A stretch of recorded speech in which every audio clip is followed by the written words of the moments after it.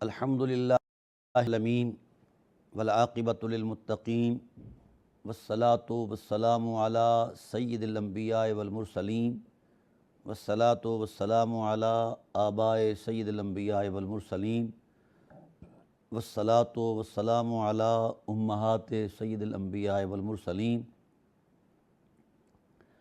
والصلاۃ والسلام علی اعمام سید الانبیاء والمرسلین لا سیمن افضل البشر بعد الانبیاء بالقول الغالب خیر الناصرین سیدنا ابو طالب علیہ الصلاۃ والسلام وعلی آلہ واصحابہ واہل بیتہ وعطرتہ وعشیرتہ اجمعین اما بعد فاعوذ باللہ من الشیطان الرجیم بسم اللہ الرحمن الرحیم والموفون بعہدہم اذا عاہدوا والصابرین فی البأساء والضراء وحین البأس اولئک الذین صدقوا واولئک هم المتقون صدق اللہ مولانا العظیم وبلغنا رسولہ النبی العظیم الرؤوف الرحیم ان اللہ وملائکتہ یصلون علی النبی یا ایہا الذین آمنوا صلوا علیہ وسلموا تسلیما اللہم صلی علی سیدنا و مولانا محمد وعلی آل سیدنا و مولانا محمد کما صلیت علی ابراہیم وعلی آل ابراہیم انک حمید مجید اللہم بارک علی محمد وعلی آل محمد کما بارکت علی ابراہیم وعلی آل ابراہیم انک حمید مجید الصلاۃ والسلام علیک یا سیدی یا رسول اللہ وعلی آلک واصحابک یا سیدی یا حبیب اللہ۔ حمد و صلاۃ کے بعد نہایت ہی واجب القدر عزیزان محترم حاضرین و ناظرین بحمد اللہ تعالی ہماری سلسلہ وار گفتگو الہی نظام کا دستوری تسلسل امامت و ولایت مولا کائنات علیہ الصلوۃ والسلام اور ائمہ اہل بیت علیہ السلام کے عظیمت مآب کردار کا تقدس، ان کا شرف اور اس کردار کے پس منظر میں جو حقائق ہیں اس حوالے سے ہماری گفتگو جاری اور ساری ہے۔ یہ بات طے ہے اور یہ تاریخ ہے کہ اسلام پر ہر دور میں طاغوت یلغار کرتا رہا اور اولو العزم جو ہیں لوگ وہ اس کردار کی بیخ کنی کے لیے اور طاغوت کے دانت کھٹے کرنے کے لیے اولو العزم لوگ میدان میں آئے اور اسلام کی زندگی کے لیے اپنا کردار دیا۔ یاد رہے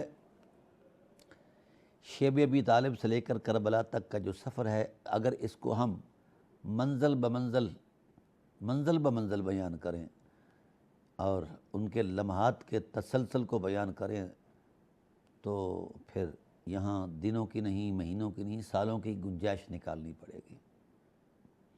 اور شیب ابی طالب سے پہلے جو کردار ہے تقریباً 47 سال کا کردار ہے، وہ بھی اسی عظیمت مآب اور عظمت مآب گروہ اہل بیت نبوت کی عظمتوں سے تعبیر ہے، اور اس کردار کا سارا تسلسل طاقت ہے اسلام کے غلبہ کے لیے۔ جناب ابو طالب علیہ السلام کا جو کردار ہے عظیمت مآب اس حوالے سے وہ ایک مسلم کردار ہے، اور قرآن کریم نے بھی بڑی خوبصورت بات کہی والباقیات الصالحات خیر عند ربک ثوابا وخیر عملا۔ فرمایا بندے چلے جاتے ہیں دنیا سے لیکن باقیات صالحات اولو العزم اپنی اولادیں چھوڑ جاتے ہیں، جو اولو العزم لوگوں کی یادوں کو تازہ کر کے اور ان کی حمیت اور وقار پر پہرا دیتے ہوئے ان کے مشن کو جاری اور ساری رکھتے ہیں، اور یہ تسلسل جاری رہتا ہے۔ جو وہ عمل کریں گے، جس انداز کا، اور اس عمل پر خدا کی طرف سے جو انعام ہوگا اس انعام میں وہ باپ بھی شریک انعام ہوگا، تو گویا جناب ابو طالب علیہ السلام جنہوں نے زندگی میں 50 سال کا ٹائم پیریڈ جو ہے حرمت کردار میں ایسا گزارا کہ اسلام کی زندگی میں وہ طاقت بنے کہ محسن اسلام قرار پائے، محسن رسالت قرار پائے، تو اپنے جانے کے بعد اسی نصرت، اعانت اور عظمت کے کردار کو تازہ اور زندہ رکھنے کے لیے اپنی اولاد کو تیار کیا، بی ٹیم تیار کی، پھر اس ٹیم نے کردار دیا، پھر ان نفوس قدسیہ نے اپنی اولادوں کی تربیت کی، پھر آگے، یعنی یہ تسلسل جاری رہا، جس کی وجہ سے آج اسلام زندہ ہے، مسلم امہ اپنی شناخت رکھتی ہے، اپنا وقار رکھتی ہے۔ یاد رہے کہ جناب ابو طالب علیہ السلام کا عظیمت مآب جو کردار ہے تو وہ تو اس وقت سے شروع ہوا جناب جب سید المرسلین صلی اللہ علیہ وآلہ وسلم تشریف فرما ہوئے اس منشہ شہود میں، آپ نے رونق افزائی فرمائی، آپ تشریف فرما ہوئے، یوم میلاد سے لے کر 50 سال تک جناب ابو طالب علیہ السلام امام عظیمت بن کر 50 سال تک نبوت پر پہرا دیا، اور اعلان نبوت کے بعد قرآن پر پہرا دیا، قرآن کی قدروں پر پہرا دیا، امت پر پہرا دیا، اور اولو العزم ہونے کا وہ پیمانہ محبت پیش کیا کہ آج بھی کفر میرے خیال سے نہیں خوف زدہ، میری سوچ، میری قلم اور میرے طرز عمل سے خوف زدہ نہیں ہے۔ آج اگر کفر خوف زدہ ہے تو جناب ابو طالب علیہ السلام کی للکار اور عظیمت کے جذبوں سے خوف زدہ ہے کہ اکیلے بابے نے پورے اسلام کو سنبھالا، نبوت کو سنبھالا، قرآن کو سنبھالا، اور اسلام کو بچاتا آیا، 50 سال تک پہرا دیا۔ یہ بات ایک حقیقت ہے۔ بعض لوگوں کا اپنا خیال ہے کہ وہ تاریخی اعتبار سے کوئی تاریخ کی کتب دیکھ کر، کوئی سیرت کی کتب دیکھ کر وہ جو جزوی معاملات ہیں ان کو ڈسکس کرتے ہیں اور آگے لے آتے ہیں، سمجھتے ہیں کہ یہ یہاں تک ہے یہ سارا معاملہ۔ ایسا نہیں ہے، ایسا نہیں۔ جناب ابو طالب علیہ السلام صرف شیب ابی طالب کا کردار نہیں رکھتے، شیب ابی طالب سے پہلے، اللہ اکبر، 47 سال کا کردار رکھتے ہیں، اور لمحہ بلمحہ نئے انداز اور نئے خدشات اور خطرات کا سامنا کیا۔ ایک ایک لمحہ انہوں نے رسول اللہ صلی اللہ علیہ وسلم کی ذات کے لیے جس انداز میں پیش کیا ہے، وہ ایک ایک لمحہ ہزاروں سالوں کی عبادت پر بھاری ہے، ریاضت پر بھاری ہے، کیونکہ یہ ایک حقیقت ہے کہ رسول اللہ صلی اللہ علیہ وآلہ وسلم کی دشمنی تو حضور کی ولادت سے بھی پہلے شروع ہو چکی تھی۔ یہود بے بہبود، یہ ظالم قسم کے لوگ ہیں، انہوں نے 70,000 تو اپنا پیغمبر ذبح کیا ہے، ان پر کیا اعتماد ہو سکتا ہے؟ اس لیے قرآن کریم نے ان کے کمینے پن کو کئی آیات میں بیان کیا ہے، اور یہاں تک قرآن کریم نے ان کو کہا اکالون للسحت، یہ حرام خور قوم ہے، اس کا کوئی دینی وقار نہیں، کوئی سماجی وقار نہیں، کوئی انسانی شرف ان کے پاس نہیں، یہ ظالم ہیں۔ اور آج ان کا ظلم نظر آ رہا ہے، غزہ کے اندر نظر آ رہا ہے، فلسطین کے اندر نظر آ رہا ہے، لبنان کے اندر نظر آ رہا ہے، ایران کے اندر نظر آ رہا ہے، اور اب تو وہ پاکستان کو ہڑپنے کے لیے بھی جناب والا پر تول رہے ہیں۔ یہ ان کی نیچر ہے۔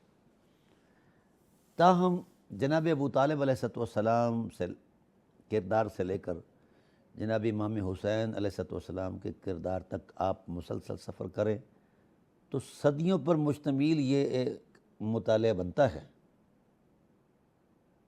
ہم سمجھتے ہیں کہ چند تاریخی حقائق پیش کر دیے جو معروف ہیں، اور چند باتیں سامنے لے آئے اور کہنا شروع کر دیا کہ بس یہی حق کربلا ادا ہو گیا اور حق شیب ابی طالب ادا ہو گیا، بس اتنا نہیں۔ میرے مطالعے کی وسعت جو ہے وہ اگر مجھے حقائق تک نہیں لے جاتی تو یہ میرا قصور ہے نا، حقائق کا تو قصور نہیں ہے۔ جس نے اس حقیقت سے آشنا ہونا ہے وہ خاص ریاضت سے گزرنا پڑے گا اس کو، اور کئی خاردار وادیوں سے گزر کر اس مقام پر پہنچ کر اس حقیقت کو وہ مشاہدہ کر سکتا ہے۔ لیکن ہمارے ہاں رسمی مطالعہ ہے، وہ بھی رطب و یابس میں ہم بیان کرتے ہیں، اس پر بھی زد دینے والے لوگ، منحوس لوگ موجود ہیں، اور ان حقیقتوں کو مسخ کرنے کے لیے دن رات شب و روز کوشش کرتے ہیں اور مذہبی برقعے پہن کر کرتے ہیں۔ لیکن کیا حقیقت ہے؟ جھوٹ جھوٹ ہوتا ہے، سچ سچ ہوتا ہے، اور جھوٹ کے کوئی پاؤں نہیں ہوتے۔ بڑے جھوٹ مارے ہیں ان لوگوں نے ان کرداروں کو مسخ کرنے کے لیے، لیکن قرآن کا ایک حرف بھی وہ ادھر ادھر نہیں کر سکتے۔ قرآن نے انہی کرداروں کو جس شان میں بیان فرمایا، اللہ تعالیٰ فرماتے ہیں وَالْمُوفُونَ بِعَهْدِهِمْ اِذَا عَاهَدُوا، کمال کے ہیں وہ بندے میرے محبوب جو اہل وفا ہیں۔ وَالصَّابِرِينَ فِي الْبَأْسَاءِ، وہ ڈٹ جاتے ہیں، حالات کی سنگینی سے لڑ جاتے ہیں، ضراء اس سے بھی زیادہ سنگین حالات سے پھر بھڑ جاتے ہیں، حین البأس وہ کود جاتے ہیں آتش نمرود میں بھی، جس دور میں بھی وہ آتش نمرود جلائی جائے تو وہ اپنے اپنے وقت کے ابراہیم بن کر اس میں کود جاتے ہیں۔ فرمایا اولئک الذین صدقوا، اے محبوب ان کے من کی سچائی کا میں خدا گواہ ہوں، واولئک هم المتقون، ان کے اندر تقوی کے نور کی رعنائیاں جو میں تکتا ہوں میں اس کا بھی گواہ ہوں۔ تو دوستان محترم، انسان چلے جاتے ہیں، فوت ہو جاتے ہیں، مگر کردار اسے نہیں مرنے دیتے۔ کتنے سو سال سے جناب ابو طالب علیہ السلام کی شخصیت کو پس منظر میں رکھنے کی ناپاک جسارت کی گئی، اس لیے کہ وہ علی کا باپ ہے، اس لیے کہ اس کا کردار اسلام کی طاقت ہے، اس لیے کہ وہ ذات خدا کا اعتماد ہے، اس لیے کہ وہ رسول کا اعتماد ہے۔ یہ قصور تھا جناب ابو طالب علیہ السلام کا، اور تو کوئی قصور نہیں ہے۔ ابھی قرآن نہیں اترا، قرآن نہیں اترا، ابھی وحی نہیں اتری، رسول نے رسالت کا، نبوت کا اعلان نہیں کیا، رسول ابھی پہلے دن کا ہے، رسول ابھی پہلے دن کا ہے، ابھی ولادت باسعادت ہوتی ہے۔ تو جناب عبد المطلب علیہ السلام کو کعبۃ اللہ سے آواز آتی ہے کہ کعبے کا کعبہ آ گیا ہے، یہ طواف پھر بھی ہوتے رہیں گے، جاؤ استقبال کرو سید المرسلین کی تشریف آوری کا۔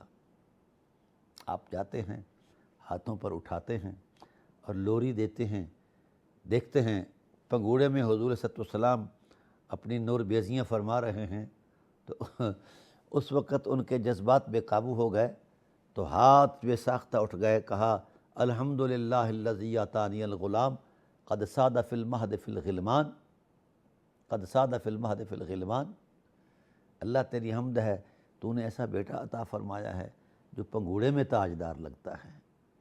ادھر جناب ابو طالب علیہ السلام آئے اور انہوں نے دروازے میں داخل ہوتے ہی بازو لہرا کر کہا کہ انا احق منکم، میں تم سے زیادہ حق رکھتا ہوں۔ تو یہ شعور ابو طالب علیہ السلام کو کس نے دیا ہے؟ بس یہ سوال چھوڑے جا رہا ہوں تمام اہل علم کو، یہ بتانا چاہتا ہوں کہ جو سوالات اٹھائے جا رہے ہیں جناب ابو طالب علیہ السلام پر، ان سوالات میں یہ بنیادی نقطہ میں عرض کر رہا ہوں، آپ کے سوال دفن کر دیے ہیں حضرت ابو طالب علیہ السلام کے ایک جملے نے۔ آپ کی جعلی روایتوں کو جناب ابو طالب علیہ السلام کے ایک جملے میں دفن کر دیا ہے، ختم کر دیا۔ جناب عبد المطلب علیہ السلام آقا علیہ السلام کو ان کو سپرد کرتے ہوئے کہتے ہیں کہ ھذا ودیعتی و ودیعۃ اللہ، یہ میری اور میرے اللہ کی امانت ہے، میرے اور میرے اللہ کی امانت ہے۔ ناظرین محترم، ذرا اس وقت کیفیات کیا ہوں گی، ان جذبات کا ارتعاش کیا ہوگا جب سید المرسلین کو جناب ابو طالب علیہ السلام نے ہاتھوں پر اٹھایا ہوگا اور آقا علیہ السلام کی نظریں ابو طالب علیہ السلام کی نظروں کے سامنے آ کر جب تبسم فرمایا ہوگا، تو اس وقت سرکار ابو طالب علیہ السلام کی کیفیت اور اپنی ذمہ داریوں کا معاملہ کس انداز میں پیش آیا ہوگا۔ تو جو ہی جبین عظمت پر بوسہ دیتے ہیں تو فرط جذبات سے بول اٹھتے ہیں، ملیک الناس لیس لہ شریک هو الوہاب والمبدئ والمعید ومن تحت السماء لہ بحق ومن فوق السماء لہ عبید۔ یہ ہیں ابو طالب علیہ السلام جو ملت ابراہیم کے آخری مہدی ہیں۔ یہود کا یہ ہدف ہے کہ اسلام کی طاقتوں کو چیلنج کر دیا جائے، اسلام چیلنج ہو جائے گا، تو اس لیے وہ جعل سازیاں کی گئیں اور اس پر جعلی عقیدے بنائے گئے، لیکن کوئی پرواہ نہیں ہے جناب ابو طالب علیہ السلام کو، نہ رسول اللہ کو پرواہ ہے۔ کفار نے تو رسول اللہ پر بھی کیچڑ پھینکے، نہ ماننے والوں نے تو رسالت کا انکار کیا، قرآن کا انکار کیا، معجزات کو آنکھوں سے دیکھ کر حقیقت کا انکار کیا۔ تو کسی کا انکار معیار نہیں ہوتا، کسی شے کی جان پرکھ، کسی شے کی سچائی، کسی کے اقرار یا انکار کی ممنون احسان نہیں ہے۔ سچائی سچائی ہے، وہ 100 سال بعد اس کا ظہور ہو یا 1500 سال بعد اس کا منظرنامہ سامنے آئے، تو ایسی کوئی چیزیں نہیں ہیں۔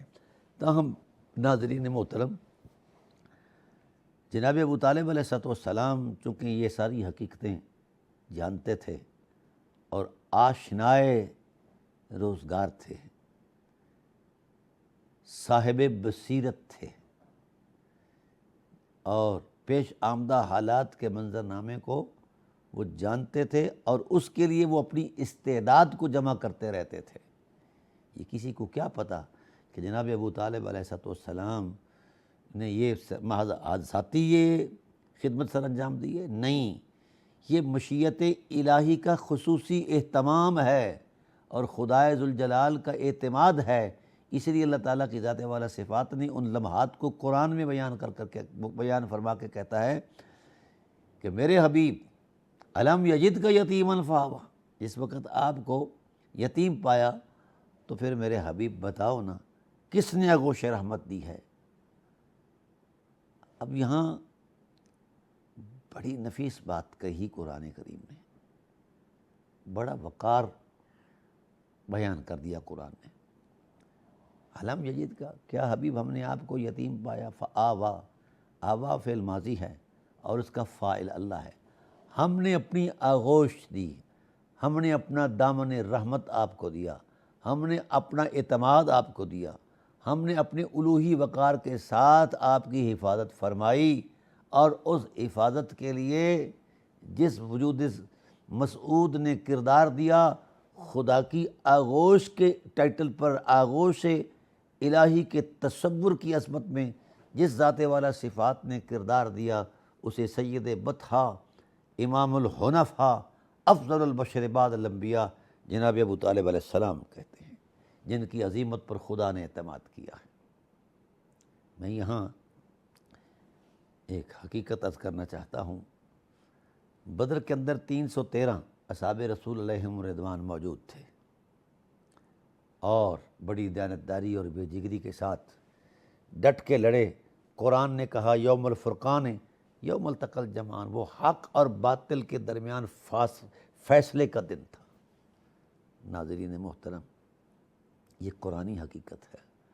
پھر بدر سے لے کر احد، حنین تک، تبوک تک، یہ سارے نظارے کائنات نے دیکھے ہیں، اور قرآن کہتا رہا وَأَنزَلَ جُنُودًا لَّمْ تَرَوْهَا، ہم نے فرشتوں کے لشکر اتارے، جن کو تمہاری آنکھیں تو نہیں دیکھتی مگر وہ اپنا کردار دے رہے ہیں تمہارے حامی بن کر،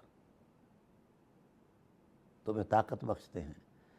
تو ان غزوات میں قدرت نے اپنے اہتمام کے ساتھ ملائکہ کا اہتمام کر کے ان کو مجاہدین اسلام صحابہ کی حفاظت، صیانت اور ان کے ساتھ جہاد کرنے پر متعین کیا کہ ان کی طرف سے لڑیں اور کافروں کے ساتھ چار ہاتھ کریں، اور فرشتے آئے، قرآن گواہ ہیں۔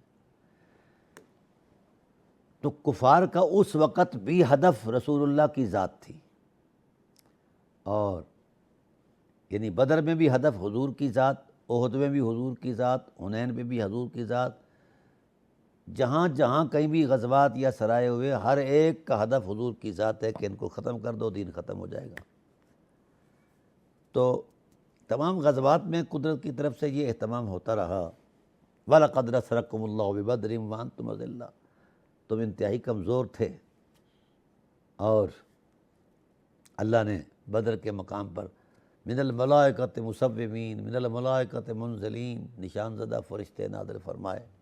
ہاں، لیکن تعجب خیز بات یہ ہے کہ یہ حالات اپنی حساسیت میں بجا، لیکن جتنی حساسیت ماحول مکہ کے اندر تھی آقا علیہ الصلوۃ والسلام کی ولادت سے بھی پہلے، کیونکہ حضور علیہ الصلوۃ والسلام کے والد گرامی پر بھی یہود نے حملہ کیا تھا، وہ تو ہر وقت طاق میں تھے، تلاش میں تھے کہ قتل کرنا ہے، جس راہ سے محمد کریم صلی اللہ علیہ وسلم نے گزر کر آنا ہے اس راہ کو توڑ پھوڑ دینا ہے، قتل کر دینا ہے۔ تو وہ اپنا کام کرتے رہے، اللہ تعالیٰ اپنی خفیہ تدبیر کے ساتھ اپنے محبوب کے لیے ایسے نفوس قدسیہ کا اہتمام کرتا رہا اور انتظام کرتا رہا کہ جس کی حقیقت کا کوئی انکار نہیں کر سکتا۔ تو ناظرین محترم، اب اس بات پر آپ ذرا غور فرمائیے، تمام مقامات پر قدرت کی طرف سے اعانت، قدرت کی طرف سے نصرت کا ظہور ہوتا رہا، لیکن جہاں زیادہ ضرورت تھی، معاملات زیادہ حساس تھے، وہاں ایک فرشتہ بھی نہیں بھیجا۔ کیوں نہیں بھیجا؟ قدرت کے اس الوہی نظم پر قربان جائیں، اور جو اس نے اپنی ذات کے اعتبار سے جس اہتمام کا تصور پیش فرمایا تھا وہ کمال کا ہے، عصمت مآب ہے، سبحان اللہ۔ جہاں فرشتوں کی زیادہ ضرورت تھی وہاں کوئی نہیں بھیجا، اور جہاں مجاہدین اسلام صحابہ موجود تھے وہاں فرشتے بھیجے، اگرچہ وہاں بھی ضرورت تھی، لیکن حکمت الہی پر قربان جائیں۔ اللہ وقار ابو طالب علیہ السلام کو بتانا چاہتا تھا کہ یہ اکیلا بابا اتنا بڑا مضبوط ہے، اتنا بڑا اولو العزم ہے کہ فرشتوں کی ضرورت ہی نہیں یہاں۔ دوستان محترم، یہ وہ شخصیت ہیں جس شخصیت کا وقار خدائے ذوالجلال نے قرآن کی آیات بنا دیا ہے۔ اسی تربیت کا تسلسل ہے۔ کیا تربیت ہے؟ ہر باپ اپنے اپنے انداز کے مطابق اپنی اولاد سے شفقت پدری میں اپنا کردار دیتا ہے، اس کے ارمان ہوتے ہیں، اور ان کو پڑھاتا ہے، لکھاتا ہے کہ جناب یہ آگے بڑھ کر آگے جائیں، کوئی اچھی ملازمت کریں، جو اچھا کوئی کام کریں، میرے لیے آسودگی ہو، آرام کا باعث ہو، وغیرہ وغیرہ۔ ہاں، تو ایسا ہی ہے، لیکن سلام جناب ابو طالب علیہ السلام کی شفقت پدری، جب بھی وہ اپنی اولاد سے مخاطب ہوتے، جب بھی، تو اس وقت اپنی اولاد سے کہتے کونوا فدن لکم وما ولدت نفسی، اے میری اولاد، میں نے خدا سے تمہیں صرف اس لیے مانگا ہے کہ میں محمد پر آپ کو قربان کر پاؤں۔ یہ ٹھیک ہے کہ حالات کی سنگینی کچھ ہوئی، بنو امیہ اور بنو ہاشم کے معاملات جو عبد الشمس سے شروع ہوئے، آگے بڑھتے بڑھتے بڑھتے اس حد تک آ پہنچے، کربلا تک آ پہنچے، یہ الگ بات ہے، لیکن اس کے پس منظر میں عظیمت ابو طالب کی حرمت کو سلام کہ ہر باپ شفقت پدری کے منظر نامے میں اپنے بچوں کی خیریت تلاش کرتا ہے، خدا سے امان مانگتا ہے، خدائے ذوالجلال سے ان کے اچھے مستقبل کی دعائیں مانگتا ہے۔ یہ کیسا باپ ہے؟ یہ اولاد کو کہہ رہا ہے کہ میں نے خدا سے مانگا ہی اس لیے ہے کہ تم نے محمد کا محمد کریم پر اور ان کے دین پر قربان ہونا ہے۔ اور یہ کردار دیا شیب ابی طالب کے اندر، مقتل نبوت پر 3 سال تک علی کو سلایا، اور ہر روزانہ یہ بات کہتے رہے کہ اصبرن یا بنیا فالصبر احیا کل حی مسیرہ الی الشعوب فالصبر بلاء والبلاء الشدید لفداء الحبیب وابن الحبیب۔ میرے بیٹے صبر تو ہر شخص کرتا ہے، لیکن آپ نے صبر کو معراج بخشنی ہے۔ ہر زندہ نے موت کی وادی میں اترنا ہے، لیکن میری چاہت یہ ہے کہ صبر کی گہرائیوں کے اندر بھی بڑی آزمائش ہے، لیکن والولاء الشدید لفداء الحبیب وابن الحبیب۔ اللہ اکبر، اللہ اکبر۔ صبر سے بھی ایک بڑی عظمت ہے، وہ میرے محبوب بھائی عبداللہ کے بیٹے محمد پر قربان ہونا ہے۔ کیوں قربان ہونا ہے؟ کیونکہ یہ داعی ہے لا الہ الا اللہ کا۔ جو لا الہ الا اللہ کا داعی ہو اس کے لیے قربانی بنتی ہے۔ حاضرین محترم، ذرا آپ اپنی عظمت میں دیکھیں، اپنی محبت میں دیکھیں، اپنے گرد و پیش کے ماحول میں دیکھیں، اپنی تاریخ میں دیکھیں، اپنے رویوں کو دیکھیں، تو آپ کو یہ حقیقت نظر آئے گی ہم آج بھی ممنون احسان ہیں، اور جناب ابو طالب علیہ السلام کی ذات کے سامنے تو ہم شرمندہ ہیں کہ آپ نے جس قدر ایثار کیا، وفا کی۔ کتنے شہداء ہیں جن کے مورث سے اعلیٰ جناب ابو طالب علیہ السلام ہیں؟ ہے کسی کی دامن کے اندر اتنی شہادتوں کا نصاب، اتنی عظیمتوں کا نصاب، اور اتنی مسافتوں کا نصاب؟ ہے کسی کی دامن کے اندر؟ اگر کسی کی دامن کے اندر ہے تو میں اہل علم سے عرض کروں گا کہ وہ سامنے لائیں۔ ہر ایک کردار کو میں سلام کرتا ہوں، خواہ وہ بدر میں دینے والے کردار ہیں، احد والے ہیں، حنین والے ہیں، جہاں کہیں بھی ہیں، ہر ایک کا اپنا تقدس ہے، شرافت ہے، مگر یاد رکھیے جہاں اپنے وقت کا ابراہیم جناب ابو طالب علیہ السلام کھڑا ہے اور اس کی ایثار اور وفا کی عظمتوں کا تسلسل کربلا تک پہنچا ہے، تو بتاؤ جہاں یہ نفوس کھڑے ہیں کوئی کھڑا ہوا ہے ایسا؟ نہیں۔ تو پھر یہ ایک حقیقت ہے جس کو تسلیم کر لینا زندہ ضمیر لوگوں کا شیوا ہے، اور اس میں چنا کرنا اور اپنے اندازے بیان کرنا، مذہبی تصورات تراشنا، یہ فطرت کے ساتھ مذاق ہے اور حقیقت کے ساتھ مذاق ہے۔ تاہم گزارش یہ ہے کہ آئیے ہم اس عظمت کا ادراک کریں، اس عظیمت میں اتریں۔ اسلام کا غلبہ چاہیں خدا سے، یقیناً اسلام غالب رہے گا۔ جناب ابو طالب علیہ السلام کی ذات والا صفات، جب کفار مزاحمت کرتے حضور کی ذات کے ساتھ، مزاحمت کرتے، یہ جو لا الہ الا اللہ ہے، یہ یاد رکھنا، یہ لا الہ الا اللہ عقیدہ نہیں ہے، یہ لا الہ الا اللہ الہی نظام کے دستوری تسلسل کی پہلی اکائی ہے، پہلا شرف ہے۔ دوستان محترم، اس لیے ابو جہل اس حقیقت کو جان گیا کہ اگر ہم لا الہ الا اللہ کہیں گے تو ہمیں اپنا نظام پلٹ دینا ہوگا، اپنا نظام چھوڑ دینا ہوگا، ہمارا نظام تہ و بالا ہو جائے گا۔ تو طاغوت کا نظام جو تھا اس کو برقرار رکھنے کے لیے ابو جہل طاقت بن کر سامنے آیا، اسی طرح دیگر کفار بن کر سامنے آئے۔ پتہ ان کو بھی تھا کہ بت ہیں، لیکن بتوں کو وہ بطور شیلٹر استعمال کرتے تھے۔ سمجھا گی؟ ما نعبدہم الا لیقربونا الی اللہ زلفیٰ۔ وہ قرآن کہتا ہے کہ یہ وہ طبقات ہیں کفار کے کہ جو کہتے تھے کہ ہم اللہ کی ہم بتوں کی عبادت اس لیے کرتے ہیں کہ یہ اللہ کے قریب کر رہے ہیں۔ ان کا خیال تھا، لیکن قرآن کریم نے جس انداز اور دلائل کی حرمت سے حسن الوہیت کو بیان کیا ہے، کائنات کے اندر کسی میں سکت ہے کہ ایسا کوئی بیان کر پائے؟ تو جس وقت سید عالم صلی اللہ علیہ وآلہ وسلم سے مزاحم ہوتے کفار مکہ، تو اس وقت جناب ابو طالب علیہ السلام سینہ تان کر باہر آ جاتے ہیں پہلے جو شرف ہوتا ہے ایک مدبر انسان کا کہ وہ بات کرے، اور اگر اس بات کو حق کو کوئی جھٹلاتا ہے تو پھر وہ اپنی جرأت ایمانی دکھائے۔ پہلے یہ کہتے وما ذنب الذی من یدعو الی اللہ وحدہ ودین قدیم اہلہ غیر خیبی، وہ اللہ کے بندو، محمد صلی اللہ علیہ وسلم جو لا الہ الا اللہ کی دعوت دیتے ہیں، الہی نظام کی دعوت دیتے ہیں، تو یہ کوئی گناہ کی بات ہے؟ یہ کوئی نئی بات ہے؟ یہ کوئی بنائی ہوئی بات ہے؟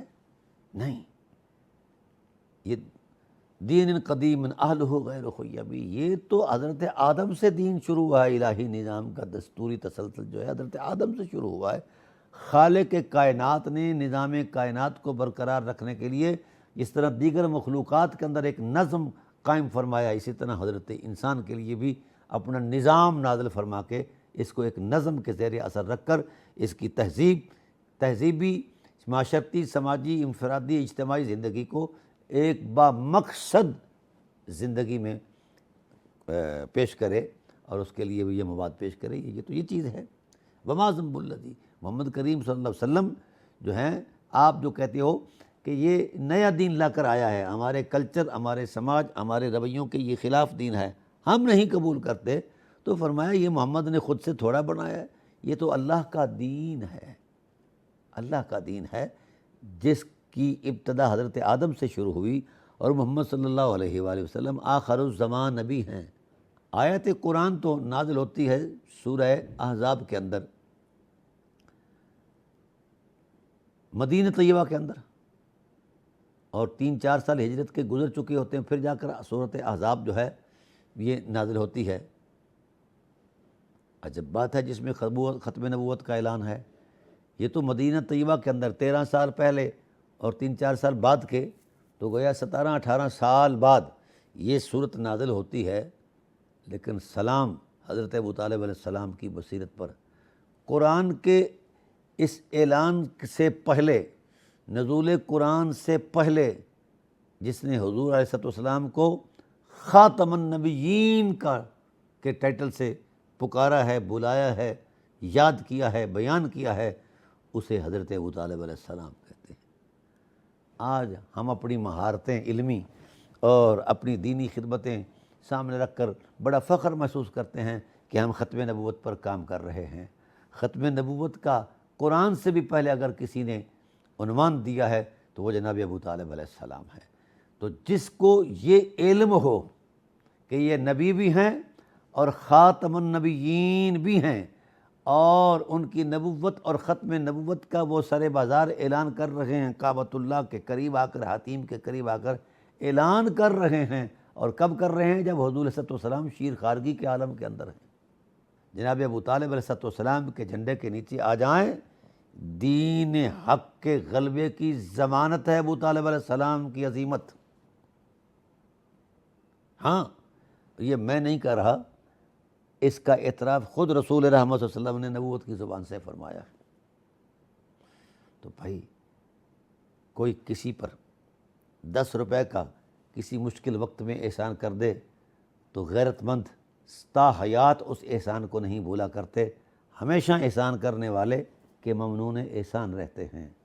لیکن تعجب اس بات پر ہے کہ جس نے رسالت اور رسول بچا کر، قرآن کی حرمت کو بچا کر، دین کے وقار کو بچا کر ہم تک پہنچایا ہے، کتنا بڑا محسن ہے، اور ہم کتنے بڑے احسان فراموش ہیں کہ اس محسن کو ان لفظوں سے یاد کر رہے ہیں جو لفظ کسی عام آدمی کے لیے بھی معتبر نہیں ہیں، موضوع نہیں ہیں۔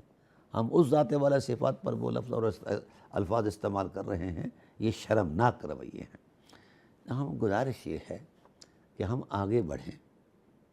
ہم نے بڑی بحث کر لی، 14 صدیاں گزر گئیں، ہم ایک دوسرے کو جھٹلاتے آئے، ایک دوسرے پر یلغار کرتے آئے، ایک دوسرے کے ساتھ عداوت کا بازار گرم رکھا، کچھ حاصل ہوا نہیں۔ اگر نتیجہ خیز زندگی چاہتے ہو تو بو طلبی ہو جاؤ، کیونکہ وہاں عزیمت ہے، وہاں رخصت نہیں ہے۔ تو جہاں موقع آتا جناب ابو طالب علیہ السلام کی ذات والا صفات اس موقع کی عظمت میں اپنا کردار دیتے، بات کرنے کا موقع آتا تو جناب بات فرماتے، للکارنے کا موقع آتا تو آپ کہتے من انا رسول الملک تلألأ ببید لمع البروق۔ یہ کربلا سے پہلے کربلا سجانے والے یہ تلوار نکال کر کہتے ہیں کہ ہم رسول اللہ کی، اس کے دین کی حفاظت بجلی سے بھی زیادہ چمکدار تلواروں کی دھاروں سے کریں گے، دفاع کریں گے رسول اللہ کی۔ من انا رسول تلألأ ببید لمع البروق، یہ تو ہماری تلواروں کی چمک سے تو بجلی کی آنکھیں چندھیا جاتی ہیں۔ اذب و احما رسول الملک کی، میں دفاع کروں گا رسول کا، میں حمایت کروں گا اس اللہ وحدہ لا شریک کے رسول کی۔ ابھی تک تو ہمارے تو نقشہ خیال میں نہ وحدانیت تھی، نہ قرآن تھا، نہ کچھ۔ ابو طالب علیہ السلام کہ اس زمانے کی عظمت مآب سرگرمیوں کو ہم سلام کرتے ہیں۔ ہر غیرت مند ممنون احسان ابی طالب ہے۔ ہاں، جس کی غیرت مر چکی ہے تو اس پر تو سوال ہی نہیں اٹھتا۔ اللہ اکبر۔ جناب ابو طالب علیہ السلام نے یہاں تک ارشاد فرمایا اقیم علی نصر النبی محمد اقاتل عنہ بالقنا والقنابل، میں محمد صلی اللہ علیہ وسلم کے دین کی حمایت اور نصرت میں کھڑا ہو گیا ہوں، ہر اس انداز سے لڑوں گا جس طرح جنگوں میں مرد مجاہد مرد میدان لڑا کرتے ہیں، سارے ساز و سامان کے ساتھ۔ تو پھر آپ کی اس للکار کے سامنے کوئی سامنے نہیں کر پایا، نہ ابو جہل کر پایا، نہ ابو لہب کر پایا، نہ عتبہ شیبہ کر پایا، کوئی کافر بد سے بدتر وہ یہ نہیں کر پایا۔ تو دوستان محترم، ہم کس دنیا میں رہ رہے ہیں اور کہاں رہ کر کیا کر رہے ہیں، اس بات پر ذرا غور فرمائیے۔ اس بات پر جو قوم اپنے محسنوں کو بھول جاتی ہے وہ اپنا وقار کھو دیتی ہے۔ جس طرح جد حسین حضرت ابو طالب علیہ السلام نے کردار دے کر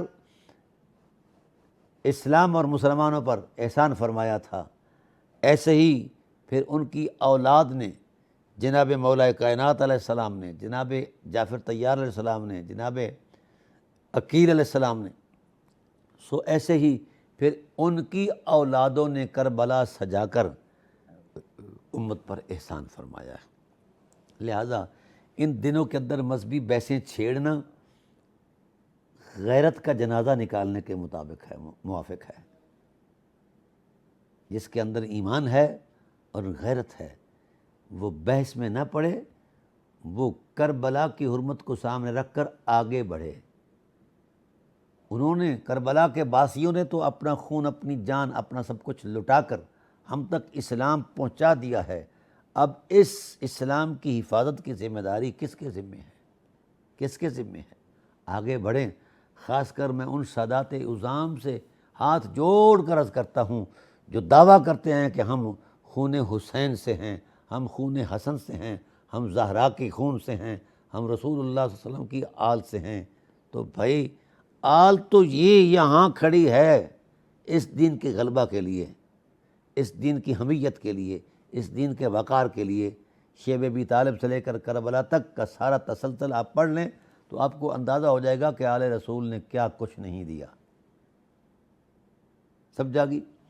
اب اس بات پر بھی اگر ہم بحث کرنا شروع کر دیں تو اس سے بڑی بد نصیبی کوئی نہیں ہے۔ ان حرمتوں پر ایمان لا کر، ان حرمتوں کو اسوہ جان کر ہمیں آگے بڑھنا ہوگا۔ اگر ہم اپنی غیرت میں رہنا چاہتے ہیں، دینی حمیت اور دینی وقار کے ساتھ زندہ رہنا چاہتے ہیں، تو پھر کربلا سے رشتہ جوڑنا ہوگا۔ کربلا سے پہلے شیب ابی طالب سے رشتہ جوڑنا ہوگا۔ اگر ہم ان سے کٹ گئے، ان سے کٹے جہاں پھرا آئی کمی وقار میں، تو ہم بے وقار ہو جائیں گے۔ جس دور میں مسلمانوں کا تعلق کربلا سے جڑا رہا، مسلمان اس دور میں غالب بھی رہے، باوقار بھی رہے۔ اور آج بھی اگر امت مسلمہ یہ چاہتی ہے کہ ہم باوقار بھی رہیں، برقرار بھی رہیں، تو کربلا سے جڑ جائیں اور کربلا کے پس منظر شیب ابی طالب سے جڑ جائیں، تو پھر مزہ دیکھیں، زندگی کا مزہ بھی دیکھیں اور بندگی کا مزہ بھی دیکھیں۔ یہاں یہ باتیں خیال آرائی کرنا اور ہے، اور حرمتوں کے ساتھ ایثار کرنا اور ہے، یہ حسین ہی کر سکتے ہیں۔ دوستان محترم، قرآن کہتا ہے وَلَمَنْ صَبَرَ وَغَفَرَ إِنَّ ذَلِكَ لَمِنْ عَزْمِ الْأُمُورِ، جس نے صبر کو دوام بخشا اور درگزر کو عادت بنایا، اللہ فرماتے ہیں وہ اولو العزم ہے، یہ پیغمبروں کا اسوہ ہے، یہ پیغمبروں کا اسوہ ہے۔ دوستان محترم، ہمیں غور کرنا چاہیے، ہمیں اپنے اندر جھانکنا چاہیے، ہمیں اپنے کھوئے ہوئے ماضی کو سامنے رکھنا چاہیے۔ یاد رکھیے، اس وقت اس دنیا میں کربلا کا منظر ایران پیش کر رہا ہے۔ آئیے ہم اچھا بات یہ ہے کہ ایسے حالات میں بھی جب پورا کفر اسلام کے خاتمے کے لیے مجتمع قوت کو سامنے لا رہا ہے، الم یأن للذین آمنوا ان تخشع قلوبہم لذکر اللہ، کیا ابھی وہ وقت نہیں آیا کہ اللہ کی خشیت دلوں کا نور بن جائے اور اللہ کی غیرت کا عنوان بن کر کربلا کو اسوہ بنا کر کربلا کی حمیت کو کعبہ اور قبلہ بنا کر آگے بڑھا جائے اسلام کے غلبے کے لیے؟ ہمارے ایمان کا تقاضا، وقت کی اہم ترین ضرورت۔ اور معاملات میں جب دیکھیے، یہ بات ضرور ذہن میں رکھیے، کربلا محض حادثہ نہیں ہے، کربلا تکمیل غیرت میں وہ عنوان ہے کہ جس کو اسوہ غیرت درکار ہوگا تو کربلا کی خاک پر سر رکھے اور کربلا سے آگے چل کر شیب ابی طالب میں اترے۔ اور شیب ابی طالب کے ماحول کو جس وقت ہم قرآن کی روشن آیات میں پڑھتے ہیں تو یقین کیجئے ہماری عقلوں کو پسینہ آ جاتا ہے۔ ہم عقیدے اور عقیدت کے تصورات میں پھنسے ہوئے ہیں، کس کا کیا عقیدہ ہے، کس کی کیا عقیدت ہے۔ نہیں، سچی عقیدت اور سچا عقیدہ تب قابل قبول ہوگا جب ہم اس کردار میں اترے جس کردار میں اہل کربلا اترے ہیں، جس کردار میں اہل شیب ابی طالب اترے ہیں، کیونکہ انہی کرداروں کی طاقت کا نام اسلام کی حمیت ہے۔ ان دو کرداروں کو ہٹا دیے جائے تو پھر کیا پلے رہ جاتا ہے، ہم کیا پیش کریں گے، کیا پیش کریں گے؟ اس لیے آئیے، آقا علیہ السلام کے شہزادے نے جس نظام الہی کے دستوری تسلسل پر پہرا دیا ہے، آج ہم اس کو اپنائیں۔ اسی میں عافیت ہے، اسی میں سلامتی ہے، اسی میں وقار ہے۔ اللہ کی بارگاہ میں دعا ہے کہ اللہ وحدہ لا شریک ہمارا رشتہ، ہماری روح، ہمارے جسم، ہمارے سانسوں کا تعلق کربلا کی خاک سے جوڑ دے۔ وما علینا الا البلاغ المبین۔